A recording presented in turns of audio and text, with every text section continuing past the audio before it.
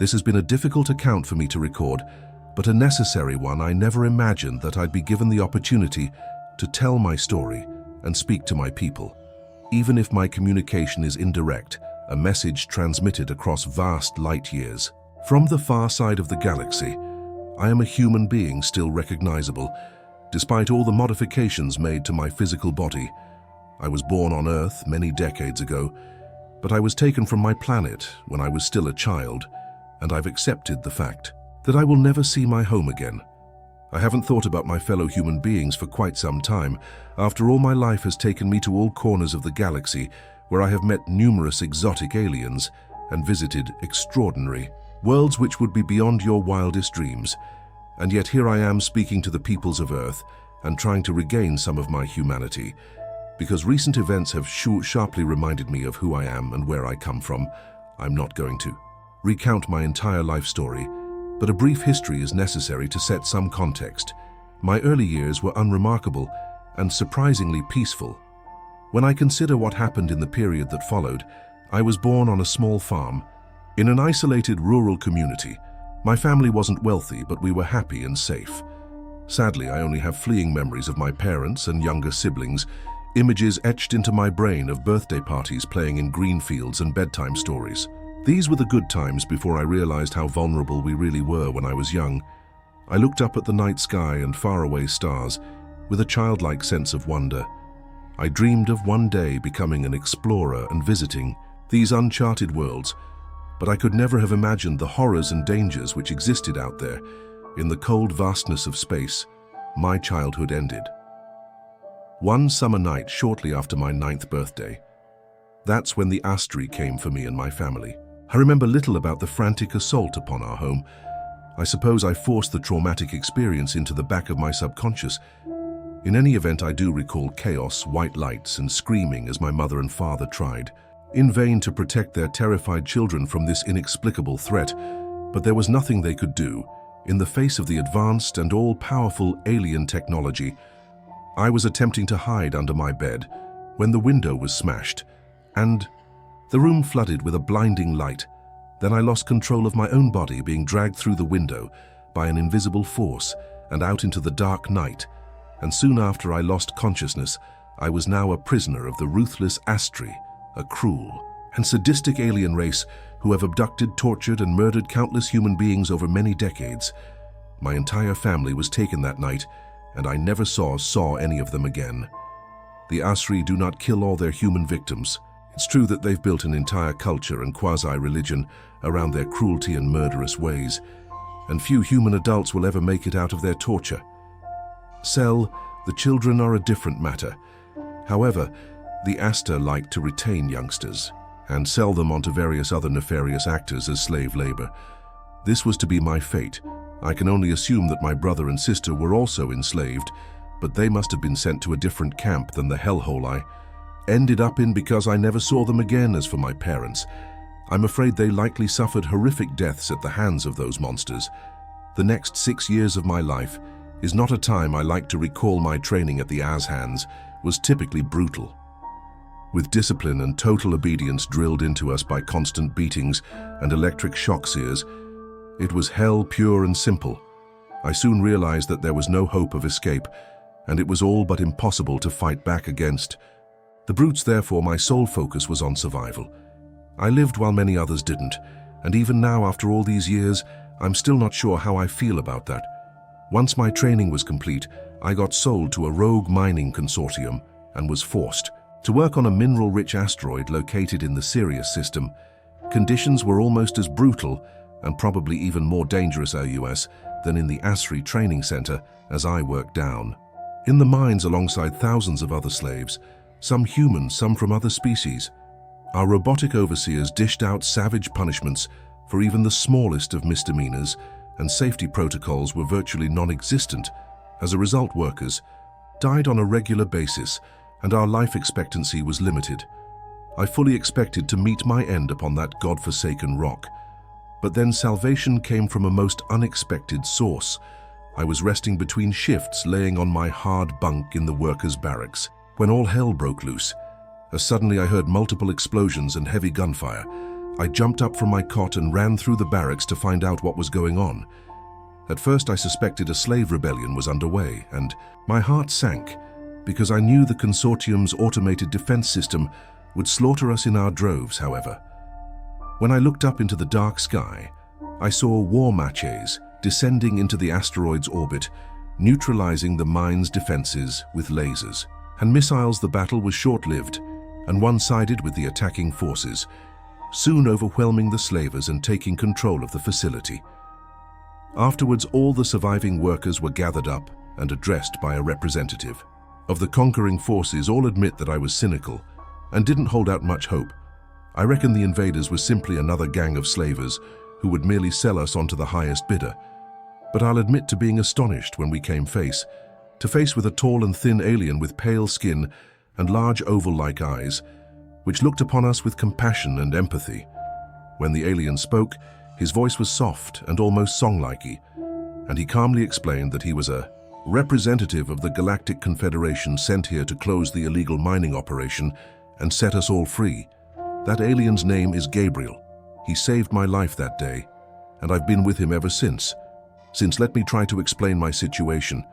After the liberation of the Syria slave mine, I was only 15 years old, but had been forced to grow up fast. I'd known nothing but violence and cruelty since my abduction from Earth, and there's no doubt that the tortures I'd endured had a significant impact on my fragile psyche. I assumed the galaxy was a place of chaos and violence, and so didn't know what to make of this Galactic Confederation. Were they genuine about their stated mission of fighting intergalactic aggressors and ending their reign of terror? I'll admit that I was highly suspicious. They told us we were free, but what did that actually mean? The Confederation weren't able to send me back to Earth, and even if they could, why would I want to go? My family was missing, presumed dead. I had nothing to go back to, and besides, how could I go back to a normal life on Earth after everything I'd been through? And with what I knew now about the universe, I was at a loss on what to do with my newfound freedom. But I guess Gabriel took a shine to me because he offered me a position as his assistant one, which I would ultimately accept. At the time, I had little idea what this job would entail, but it was clear that Gabriel's life was an interesting one. The alien was a member of the Malik race, an advanced and cultured alien species who lived in peace for millennia until they were forced to take up arms in self-defense following a brutal attack upon their homeworld by the Asri. The Malik were one of the founding members of the Galactic Confederation, which aimed to restore peace and justice to the galaxy, and Gabriel acted as a diplomat for that organization, which meant that he traveled through space on his own starship, meeting all kind of exotic and bizarre alien races. I've been by Gabriel's side for decades, traveling back and forth across the galaxy, using the vital network of wormholes which allow our vessels to transverse between the stars. It may seem like an odd relationship, but over the years, Gabriel and I have become close companions and have forged a lasting friendship. So this is how I came to be in this bizarre yet somewhat privileged position.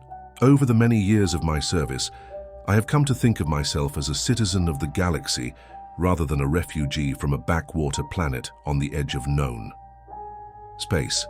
But as I've said, something occurred which changed my point of view and made me reconsider my link to humanity. I'm guessing you'll all be familiar with the concept of a zoo, even if you've never visited one. I recall going to the local zoo with my family before our abduction.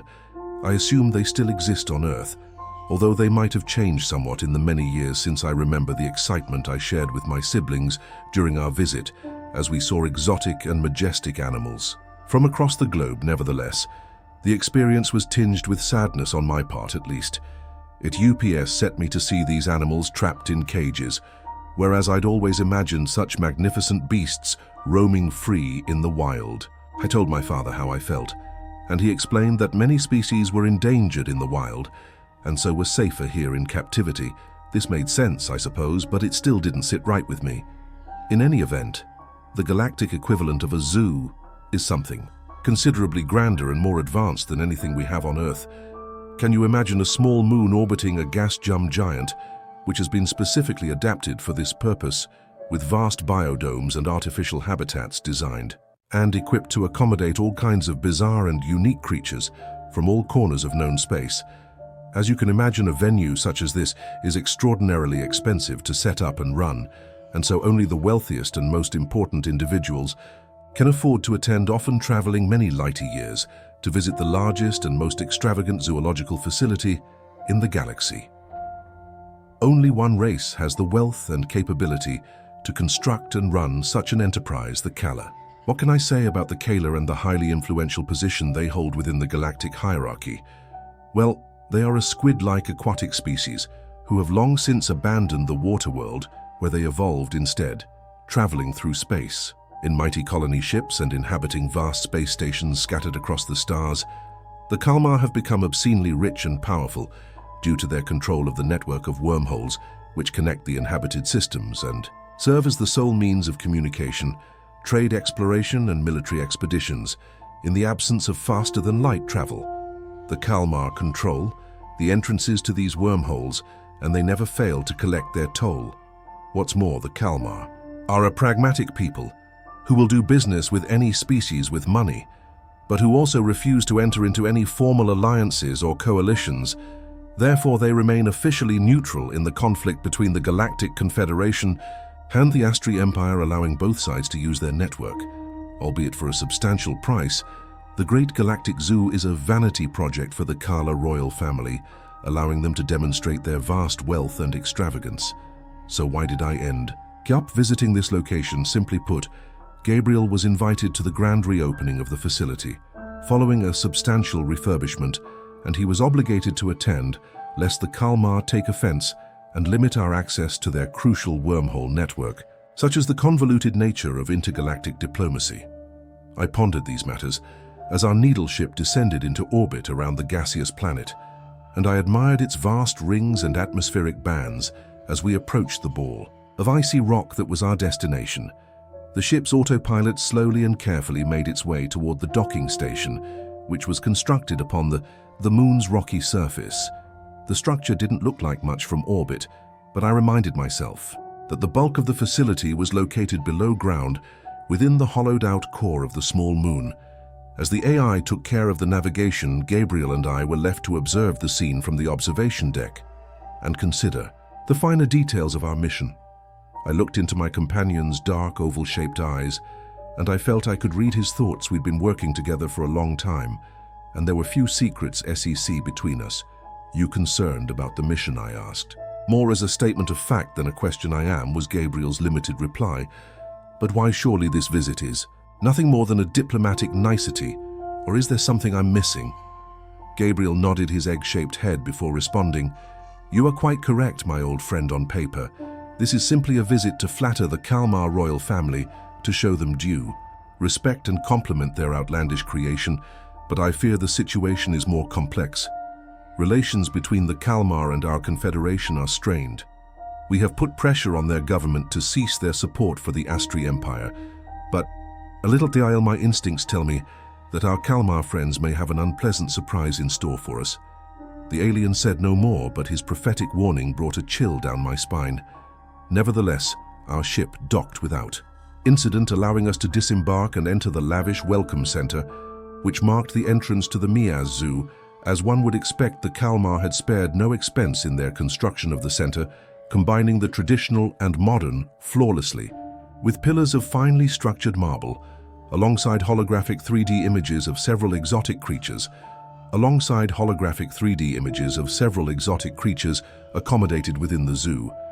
I was struck for the moment, admiring the grandeur of the setting, but Gabriel drew my attention towards a glass viewing window set above us, behind which was a tank of dark, murky water. We watched in silent awe as a dark shape emerged through the water, swimming up to the glass so we could see its huge and intimidating form. I took a deep breath as I witnessed the Kalmar in all its terrifying glory, at least 20 feet in diameter, with long, thick, swinging tentacles, vast eyes the size of dinner plates, and a sharp beak large enough to swallow my whole head. The Kala was like something from a nightmare to my human eyes, and yet it was a member of an advanced and powerful species who demanded respect. Therefore I swallowed my disgust and fear and followed Gabriel's lead, bowing respectfully towards the Kala in symbolic gesture. The squid-like alien responded, by shooting black ink towards the glass, which Gabriel assured me was a good sign. With this bizarre ritual completed, the alien swam away from the glass and disappeared back into the murky water, leaving us standing within the welcome center and awaiting further instructions. I wasn't surprised by the Kalmar's swift exit. Gabriel had provided me with a crash course on their culture. Before we landed, in addition to their greed and lust for power, the Kalmar were also surprisingly xenophobic and wanted little to do with other species. The brief greeting we'd received was the best we could have hoped for, and the logistics of our tour would be left to their robotic subordinates as if on cue. An automated communication drone hovered over to us, speaking in a friendly tone through its attached speakers. "Welcome, esteemed guests, at the grand reopening of the greatest zoo in the galaxy. My name is Unid 1642, and I have been personally appointed by His Royal Highest Zach the Great to guide you through his proudest attraction as well," was addressed towards Gabriel, of course, and my companion replied in a typically diplomatic manner, "Please pass on our sincerest thanks to His Majesty for his kind invitation. It is indeed a great honor to attend this prestigious event." Knowing Gabriel as I did, I realized these words would have been difficult for him to speak. My companion had little time for Zalek the Great, the tyrannical leader of the Kalar. There were many places he'd rather be than here, but Gabriel wasn't accomplished diplomat and knew how to talk. I was a different matter. However, the aerial drone turned to look upon me, examining me suspiciously with its inbuilt cameras. There was a short delay before it spoke again, and I swore I could hear contempt in its previously emotionless robotic voice. "Is this human a member of your party?" I was taken aback by the question, but luckily Gabriel answered firmly and without hesitation, "Yes, this gentle will be accompanying me on the tour. I trust this won't be a problem." The robot delayed for a moment, perhaps transmitting the information to its master's upstairs attention. Filled pause ensued before it eventually answered, coolly saying, "As you wish, Ambassador." A thin smile crept across Gabriel's slit-like lips as he said, "Very good. Now, shall we proceed?" "Not quite yet, Mr. Ambassador. We are waiting for a second party." "Another party," Gabriel responded, uncertainly, as clearly he hadn't been informed of this. "Yes, sir, here they come now." We turned around sharply to look back towards the docking bay, and my whole body froze when I saw 4 creatures approach, their sharpened claws tapping on the metallic floor as they came. The other party were Asri, a family by the look of it. The father stood nearly 7 feet tall, his red scales flaring and his yellow reptilian eyes burning when he saw us. I noted the visible scars across his tough hide and numerous decorations pinned to his neat uniform, and I guessed the Asri was a seasoned warrior of some repute.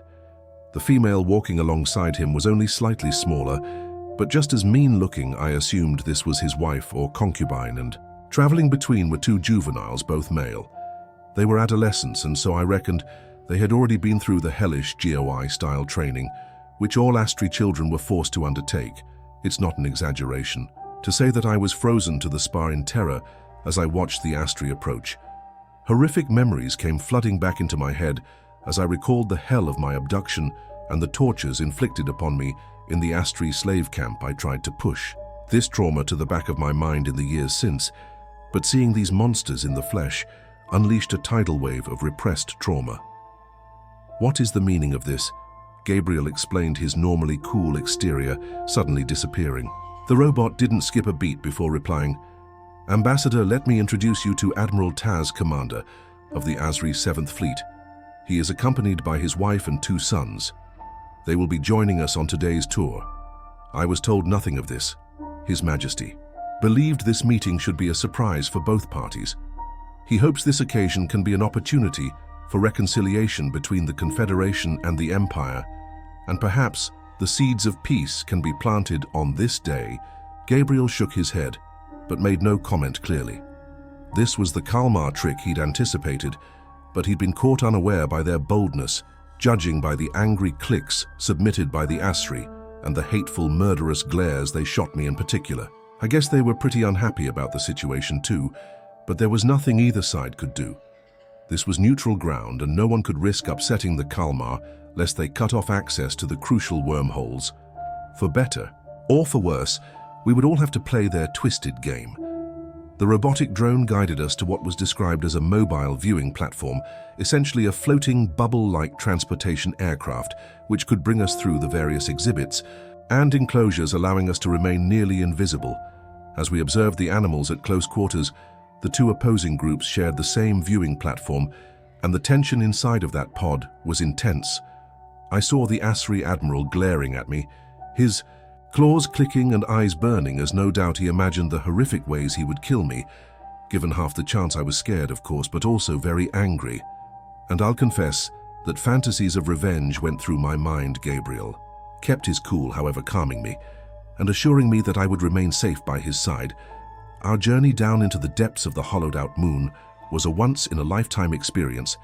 That much I can't deny. The vast size of the alien zoo was nearly impossible to quantify. Entire ecosystems and biospheres were contained within the interior, specifically built to accommodate diverse species originating from many different worlds.